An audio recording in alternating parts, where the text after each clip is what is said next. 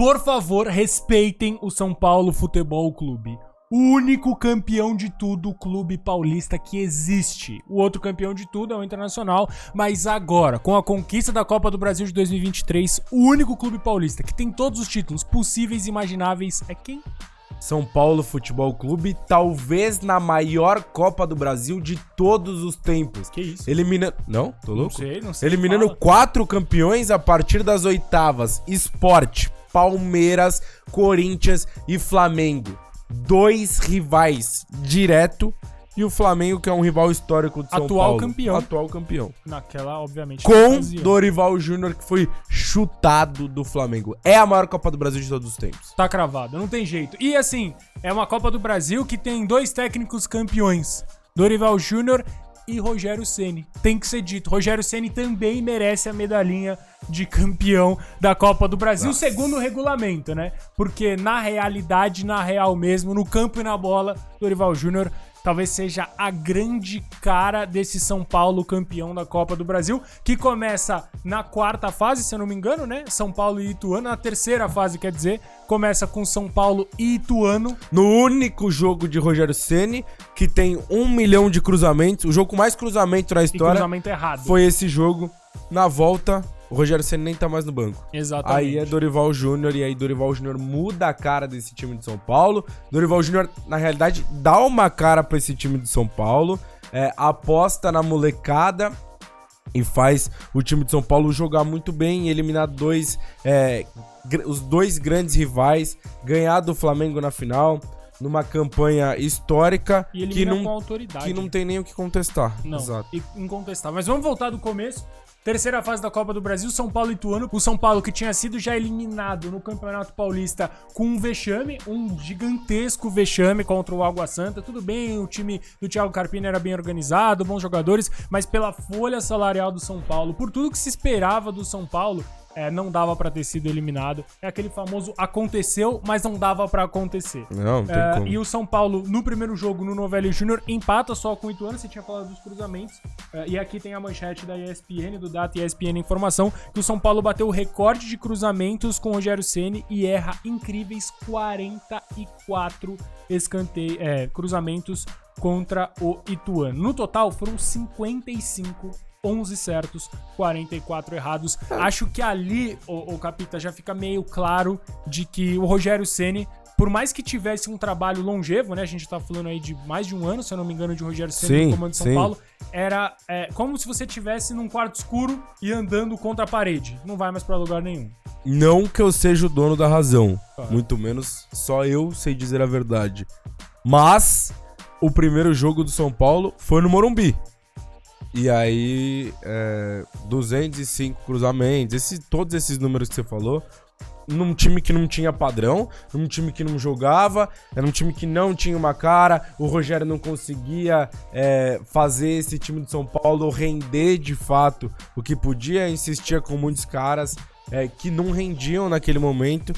O Rogério muito teimoso, preso nas suas convicções. A partir do momento que o Dorival vem, e aí o Dorival vai e ganha o jogo dentro do Novelli Júnior. Ele assume no Novelli Júnior, ele ganha o jogo lá, e o São Paulo ganha 4 dos 5 jogos fora de casa dentro dessa campanha, e ali começa toda uma... Não foi um jogo fácil, né? O São Paulo sofreu no finzinho pra ganhar esse jogo do Ituano, mas ganhou, amigão. Ganhou, passou pra próxima fase, e aí veio o Sport, que era o único time da Série B que ainda tava nas oitavas de final da Copa do Brasil. Exato, fica ainda pior, né? Eu falei que era no Novelli Júnior, na verdade, primeiro jogo no Morumbi, o segundo jogo acontece no Novelli Júnior, e aí sim, o São Paulo classifica para as oitavas de final da Copa do Brasil para enfrentar o Sport. E aí, nesse jogo contra o Sport, tem algumas peculiaridades. O primeiro jogo fora de casa, o Sport era a grande sensação da Série B naquele momento, né? Sim. Era um time já com Wagner Love. O começo de temporada do Wagner Love no Sport é muito bom. No final da temporada, tanto que o Sport acaba não subindo, né? O time inteiro cai, mas também cai o desempenho do Wagner Love. E acho que a grande nuance nesse primeiro jogo é que o Sport tem um jogador expulso. Fabinho. Expulso o Fabinho. e aí o São Paulo consegue ganhar de 2-0, mas não foi uma atuação brilhante. De qualquer forma, uma atuação consistente, traz um 2-0 pro Morumbi, onde o São Paulo é muito forte. Inclusive, a gente tem que destacar muito durante toda essa campanha, todas as campanhas no geral do São Paulo, né? Seja no Campeonato Brasileiro, no Campeonato Paulista, na Copa do Brasil, na própria Sul-Americana, a força do São Paulo dentro de casa, muito por conta do torcedor de São Paulo. Eu vou dar um desvio leve aqui pra falar que eu acho que nos momentos mais difíceis é quando o torcedor casa muito com o time, né? O torcedor de São Paulo que acostumou a ver o time tricampeão consecutivo de Campeonato Brasileiro, campeão da Libertadores, era do Rogério Ceni, né? Época de ouro do São Paulo. Acho que ele virou mais São Paulino nessa época difícil, né? Que era o último título relevante. De fato, era a Sul-Americana de 2012 com o brilho do Lucas. Inclusive, a gente vai chegar. Mas... A torcida que conduz. A torcida que conduz, exatamente. E aí volta o jogo pro Morumbi, e aí acontece a primeira derrota do Dorival Júnior no comando de São Paulo. 2-0 fora de casa, em casa perde por 3-1 São Paulo. Com 2 gols do zagueiro Sabino. 2 gols do zagueiro Sabino, que fez mais uma boa temporada também, inclusive estava na minha seleção de jogadores da Série B, mas os craques famosos da Série B. E eram 11 jogos de invencibilidade, e eu acho que naquele momento fica muito claro e muito escancarado um problema que aquele São Paulo teria, não só naquele jogo, mas nos próximos jogos, nos jogos da temporada, justamente o que você falou, 2 gols do Sabino, 2 gols de bola parada. Igualzinho, os 2 gols foram iguais. Os 2 gols foram iguais. O São Paulo parecia um jogo tranquilo. Controladíssimo, um jogo tranquilo, pô. E aí o Sport em 2 escanteios no finzinho do jogo. Esse dia eu tava com um vídeo pronto, inclusive, pra postar, falando da vitória de São Paulo. E o Sport vira aquele jogo, o Sport leva pros pênaltis aquela partida. E aí a gente fala de protagonismo e heróis em mata-mata. Aparece o primeiro aí. O goleiro Rafael defendendo o pênalti do Luciano Juba, que naquele momento era o jogador do Brasil que tinha mais participação em gols. Todos. Contando todo mundo, mano. Contando todo mundo. Era o Luciano Juba que era o craque do Sport na época, hoje ele tá no Bahia. E o Rafael pega o pênalti. E o São Paulo passa pra próxima fase numa espécie de alívio. Exato. E ali começa a se construir o trabalho do Dorival Júnior propriamente dito, né? A gente sempre fala, principalmente quando a gente tá falando desses trabalhos mais longevos, eu acredito que o trabalho do Dorival Júnior vai ser um trabalho bem longevo agora, com a diretoria do São Paulo, Júlio Casares já reeleito, algo que o Dorival não conseguiu em nenhum dos outros clubes, acho que passou, né? A gente tá falando aí do Ceará, que o trabalho foi interrompido, o Flamengo que ele ganha 2 títulos. Quando a gente fala de trabalhos muito longevos, a gente acaba sempre esbarrando na falta de criatividade, na falta de mudanças e etc. Esse ano, por exemplo, o elenco de São Paulo vai mudar muito, mas vai manter alguns jogadores que são muito importantes. E um desses jogadores que pelo menos eu acho que vai manter é justamente o cara que decidiu esse jogo de fato, junto com o Rafael, foi o Pablo Maia, né? Pablo Maia faz o gol da vitória, o pênalti decisivo, e aí o São Paulo avança para as quartas de final para enfrentar o Palmeiras. Só um detalhe, o São Paulo tem que fazer de tudo para manter o Pablo Maia. Tem que fazer de tudo. O Pablo Maia é importantíssimo nesse meio campo de São Paulo. O Pablo Maia ganhou a vaga, começou a jogar primeiro volante muito bem. É um cara que bate o campo inteiro, né? Que a gente brinca, bate o campo inteiro, marca demais e finaliza bem de fora da área também, né? Mas falando das quartas de final, jogo no Morumbi, esse confronto Palmeiras e São Paulo é um amasso do São Paulo por completo. Primeiro jogo, segundo jogo, o confronto inteiro. O São Paulo joga muito mais que o Palmeiras. O São Paulo joga muito melhor no Morumbi, mas não conseguia fazer o gol. E aí o Rafinha faz o gol de fora da área, naquela bola que desvia na cabeça do Luan, e a bola vai na gaveta. Então o São Paulo leva esse resultado pro Allianz Parque, e no Allianz Parque talvez seja o melhor jogo do São Paulo nessa campanha. Porque o Palmeiras não finaliza, o Palmeiras não cria, o Palmeiras não chuta, por mérito do São Paulo. O Dorival espelha o time do Palmeiras, marca muito bem e os jogadores tranquilo, tocando a bola. Foi totó dentro do Allianz Parque, uma atuação brilhante do Caio Paulista. E o São Paulo vai muito bem e se classifica para a semifinal. Mas esse confronto contra o Palmeiras, pra mim, é a grande virada de chave do São Paulo na temporada. O momento que o São Paulo entende que dá pra chegar. O São Paulino passa a acreditar muito depois desse jogo. Acho que muito, não só pelo que você falou, do que o São Paulo fez, mais do que o Palmeiras construiu nesses últimos anos, né? O Palmeiras normalmente, quando a gente começa uma temporada, a gente sempre fala em Palmeiras, Flamengo e o próprio Galo como os times a serem batidos. O São Paulo não só batidor nessa campanha, como nas quartas de final tem uma decisão fora de casa. E aí, se a gente for relembrar os últimos confrontos São Paulo e Palmeiras, o São Paulo leva uma larga vantagem até em confrontos de mata-mata historicamente, mas se a gente for pegar o histórico mais recente de Campeonato Paulista, a própria Libertadores da América, o Palmeiras levava vantagem. E eram em contextos de virada também. No próprio Campeonato Paulista de 2022, o Palmeiras perde o primeiro jogo e vira o segundo de 4-0, naquele jogo que ficou marcado muito pela cera logo no começo. Exatamente. E detalhes sobre o que você falou no primeiro, do gol do Rafinha, o primeiro gol dele desde 2018, ele não marcava um gol com bola rolando, né? Obviamente, desde um gol que ele marcou contra o Eintracht Frankfurt, que foi um gol sem querer, vai estar passando aí na tela, um cruzamento, o famoso chutamento, a bola morre dentro, e era talvez esse gol, não era pra ter entrado também, se não desvia na cabeça do Luan, mas o C não entra em jogo. O fato é que o Rafinha fez o gol, Rafinha que fez uma campanha muito consistente, a gente vai passar jogador homem a homem desse time de São Paulo, mas o Rafinha fez uma campanha muito consistente e uma musiquinha muito boa. Nossa, é excelente, melhor que 90% das organizadas fazem. Uma musiquinha muito boa e uma campanha excelente do Rafinha. E a volta do jogo do São Paulo, eu tava falando, né? É muito importante porque o São Paulo se impõe. Depois de ter tomado a virada na Libertadores da América, num contexto muito parecido, mas sem torcida e etc., a virada no Campeonato Paulista de 22 chega para esse jogo no Allianz Parque. O São Paulo já tinha amargado uma eliminação pro Água Santa. São Paulo toma conta do jogo. E os autores dos gols: Caio Paulista e a tropa do DVD. Tropa do DVD, qual que é a música mesmo? E o trem tá solto. Mais um gol do DVD. Meteu o gol. Gol do DVD que entra. Caio Paulista também, que fez um excelente jogo. Depois no Campeonato Brasileiro ele acabou indo mal, né? Mas na Copa do Brasil ele foi muito bem. E, cara, o gol do Palmeiras assim, sem querer. Foi só pra falar que teve um gol do Palmeiras pra deixar o jogo um pouquinho mais emocionante. Mas o São Paulo, de ponta a ponta, mereceu levar. Não, o São Paulo mereceu. O São Paulo, dentro do Allianz Parque, dominou o jogo. Sabia que o Palmeiras podia ficar com bola, mas não deixava o Palmeiras chegar perto com nenhum perigo. Comandou o meio de campo e tocava a bola com tranquilidade pra acalmar o jogo. O gol do Piquerez, ele é sem querer. O Piquerez que é especialista em fazer gol em eliminação. Piquerez fez gol, o Palmeiras eliminado.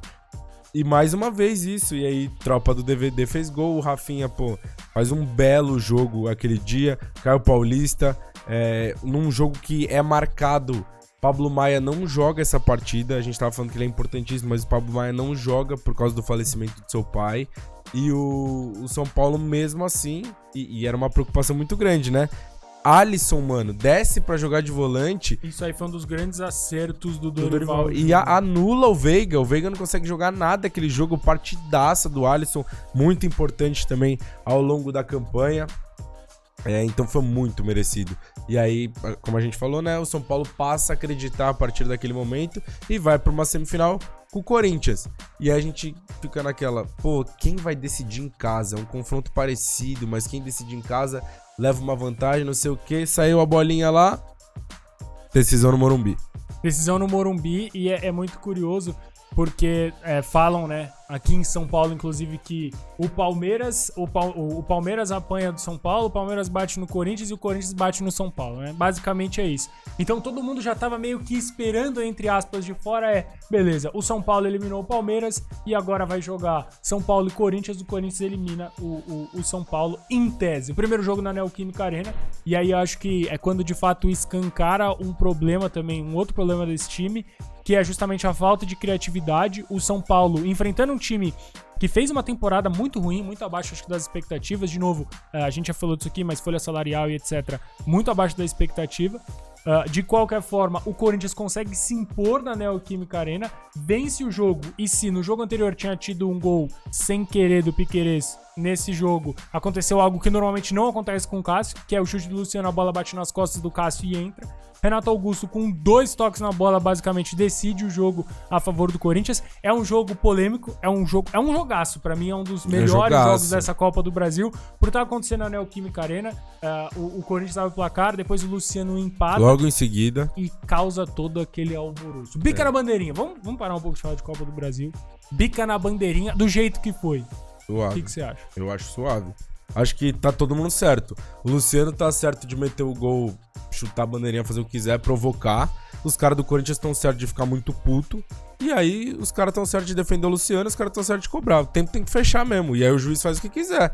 O que não dá é pra ele dar cartão pro Luciano. Desculpa, pela comemoração. Você pega, junta ali, um de cada lado, tal. Depois, né, sei lá, o Gil chega muito firme no Luciano e dá. Mas assim, pra mim tá todo mundo certo. Todo mundo... isso é um negócio que você fala que eu gosto. Todo mundo certo, mano. Todo mundo certo. Luciano quer provocar? Provoca.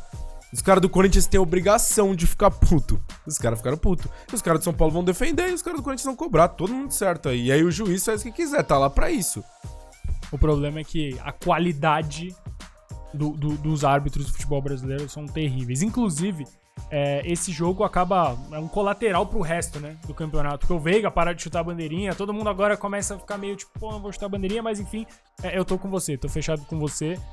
Acho que o jeito que o Luciano fez foi pra provocar, isso não tem nem discussão, mas não tem nenhum lugar que não pode provocar, né? E, claro, o Renato Augusto reagiu do jeito que reagiu, o Gil reagiu do jeito que ele reagiu. Acho que é o Gandula, se não é o Gandula, é alguém da comissão técnica do Corinthians que reage daquele jeito. E o Vanderlei Luxemburgo dá uma cobrada, porque ainda era Vanderlei Luxemburgo técnico. Sim, e tá certo também. E dá uma cobrada gigantesca. E aí, então, enfim, placar final desse jogo, 2-1 pro Corinthians. Quero falar só um negocinho desse jogo. Mostra que falta de criatividade e que o São Paulo não tinha um cara diferente. E não tinha banco também, né? Também. Eu lembro que entra o Juan nesse jogo, desculpa até te cortar, mas lembro que entra o Juan nesse jogo, os torcedores do São Paulo ficam loucos. Entra o David, dá uma cotovelada no Fagner até e não é expulso. Mas assim, faltava um cara diferente, mano. Um cara que quando a bola passasse no pé dele, ele ia fazer algo diferente mesmo, diferente. Tinha uma responsabilidade, uma jogada individual. São Paulo ficou rodando a bola ao redor da área do Corinthians e não acontecia nada.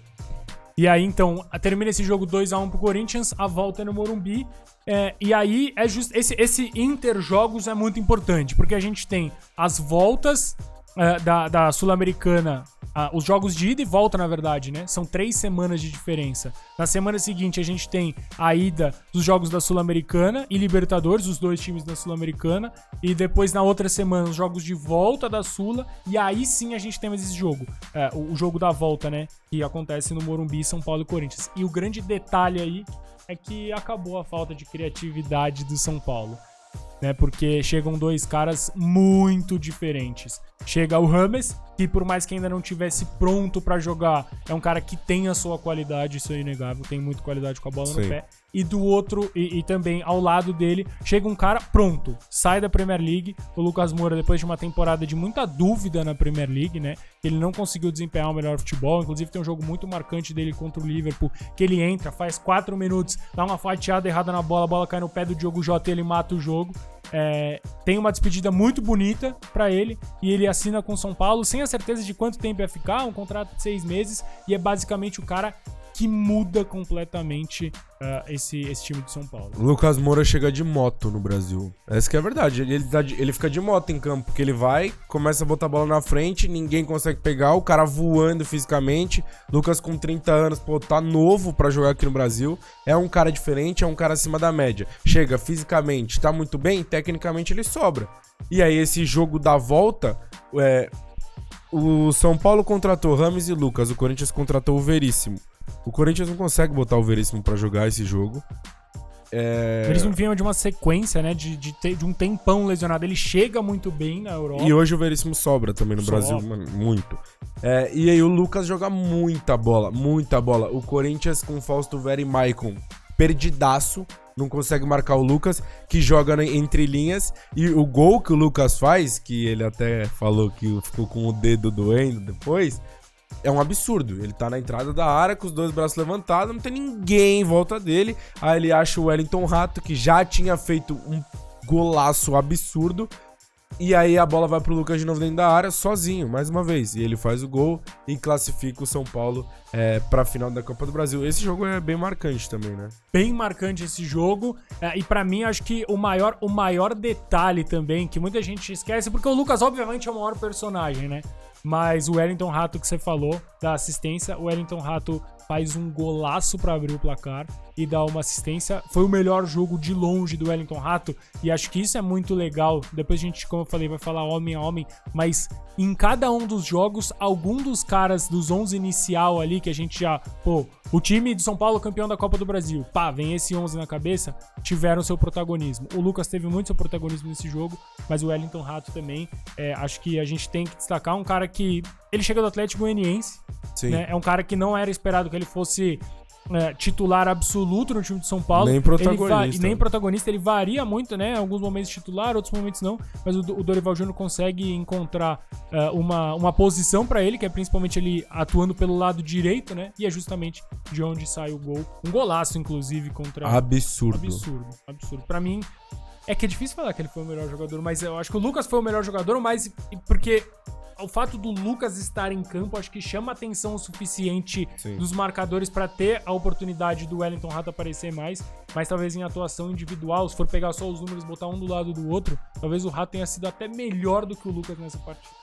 Então, o Rato, ele fez uma... Pô, essa partida do Rato, ela foi excelente. Eu tenho... Os números dos dois, inclusive, né? Vai. Vamos lá, Lucas Moura na volta contra o Corinthians. Foram 90 minutos, um gol, 79% de acerto nos passes, 61 toques na bola, que é uma média, uma boa média de toques. Bola 2 passa passes muito no pé decisivos, uma grande chance criada, ganhou 50% dos duelos e sofreu 4 faltas. Inclusive, isso foi uma máxima, né? No final do jogo começou a tomar uma porrada pra caramba, porque os caras viram que o Lucas tava deitando e rolando. Só que os caras deram porrada à tarde, porque o Lucas já tava voando, o São Paulo já tava na frente.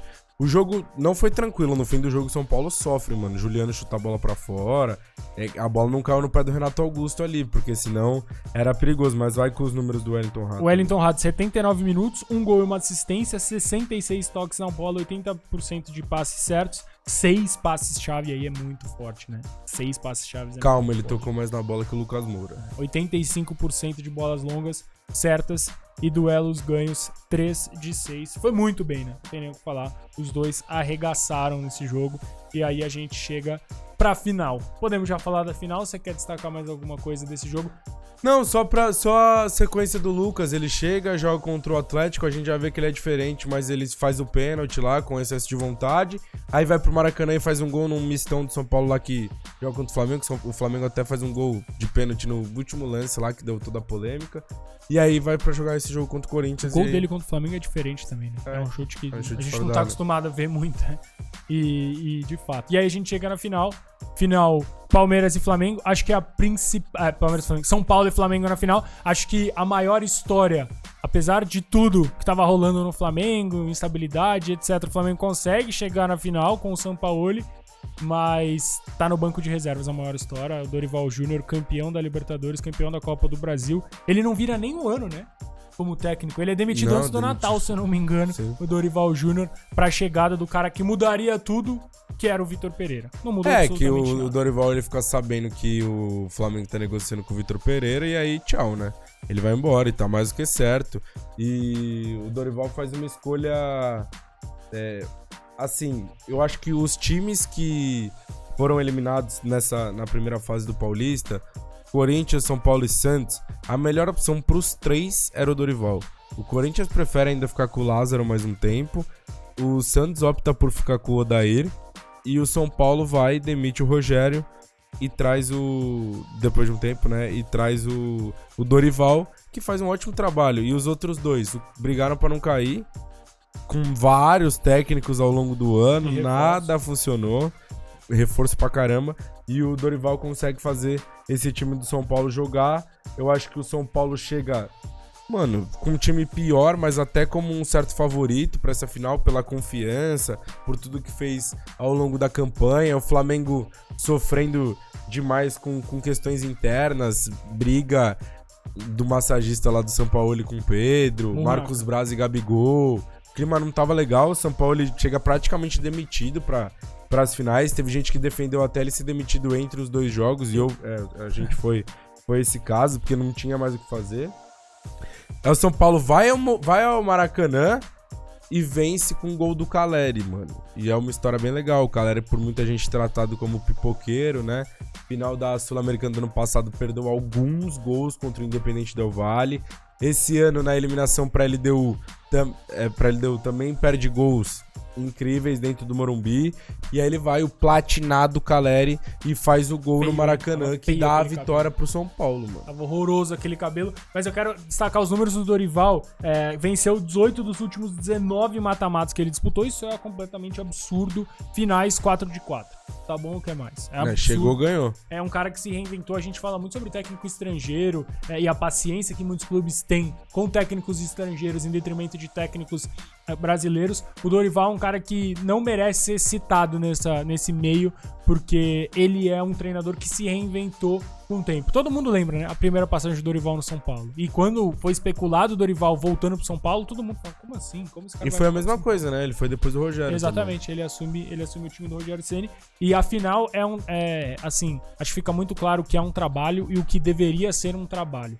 E o gol justamente sai de uma bola, numa escalação completamente errada, né? O Dorival, inclusive tem um vídeo seu no canal muito bom a respeito. O Dorival escala Pedro e Gabigol juntos. O Gabigol fazendo... o São Paulo, quer dizer. Pedro e Gabigol juntos.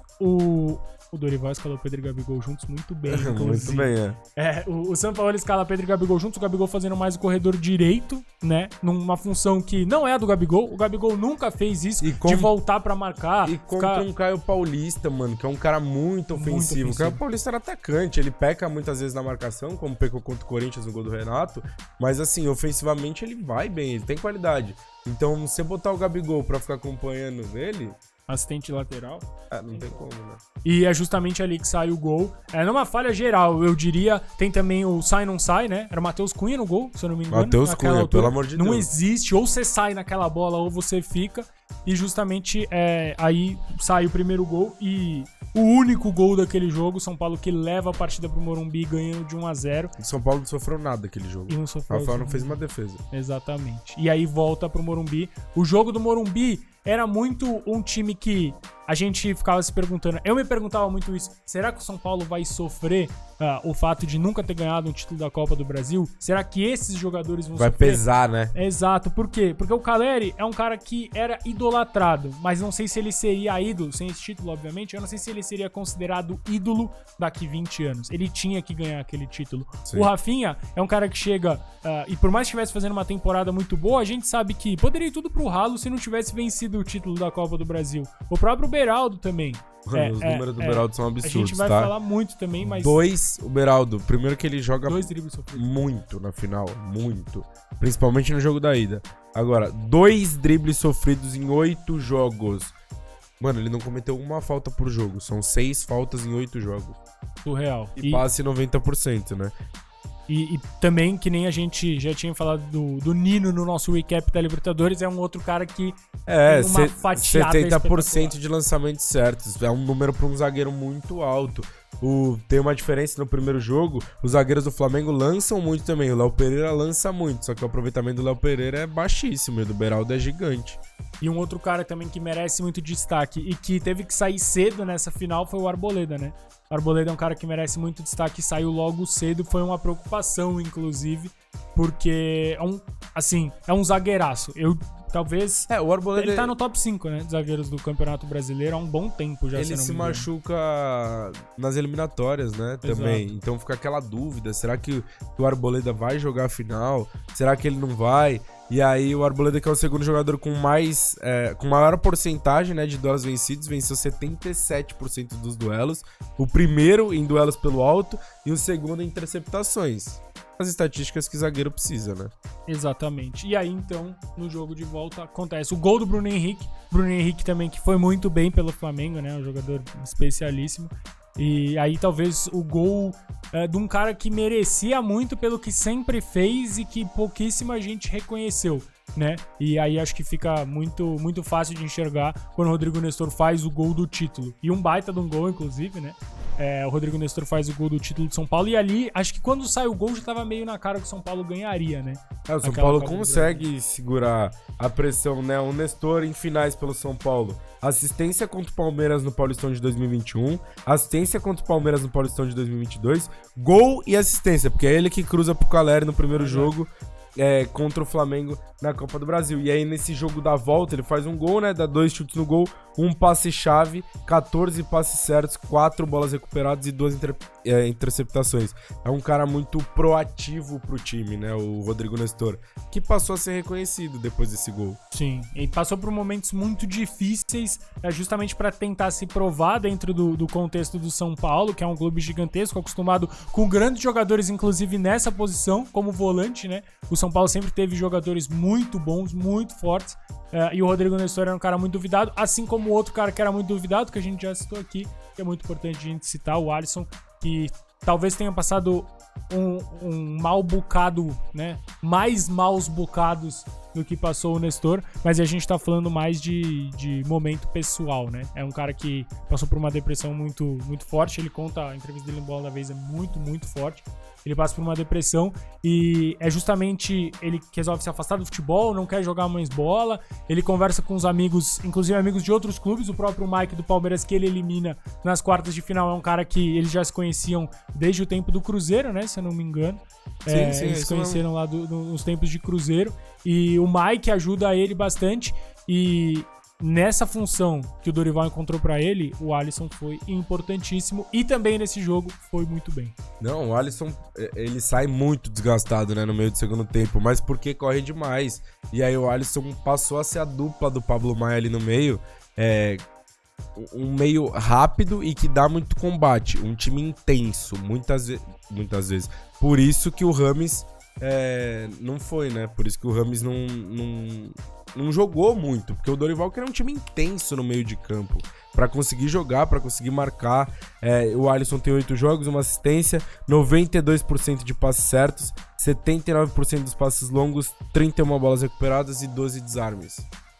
E o Rames, tem até um detalhe sobre o Rames nessa campanha, que é justamente o fato dele ter ficado chateado, né? Depois sai que o Rames ficou muito chateado. Muita gente reparou nas imagens da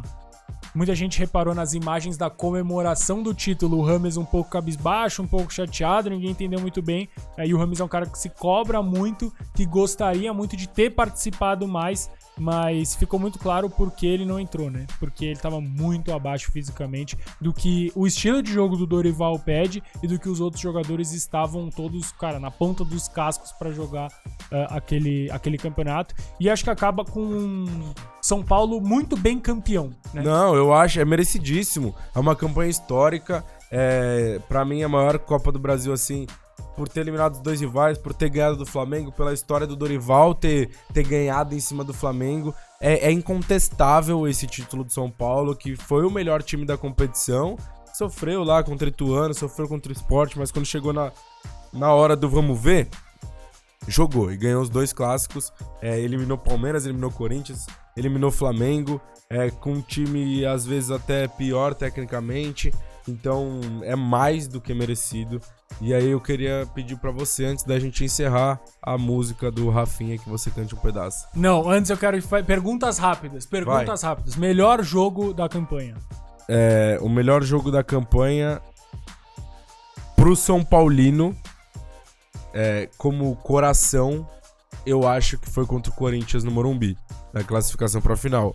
O melhor jogo, pra mim, de desempenho, foi contra o Palmeiras no Allianz. Melhor jogador e jogador mais impactante na campanha. O mais impactante acho que é o Lucas, a chegada dele muda o São Paulo de patamar. E o jogador mais importante dessa campanha... Jonathan Caleri. Que jogou machucado, inclusive. Tem que ser ele jogou no machucado, Jonathan Caleri e Alisson. Puta, acho que o São Paulo teve um conjunto muito importante, mano. Rafinha, muito importante. Beraldo, jogou demais nessa Copa do Brasil. Acho que não... Tem um destaque pra cada um. Dá pra dividir. Dá pra dividir. Então, como é que é a musiquinha? A Copa do Brasil chegou de vez. Calma. Calma. Você não vai cantar? Como é que é? A Copa do Brasil chegou de vez. E mundial... Não, como é que é? E brasileiro já ganhamos 6. Lembrar vocês, sou tricampeão mundial. Rapaziada, se inscreve no canal, deixa o seu like e ativa o sininho das notificações. Tamo junto. É nóis.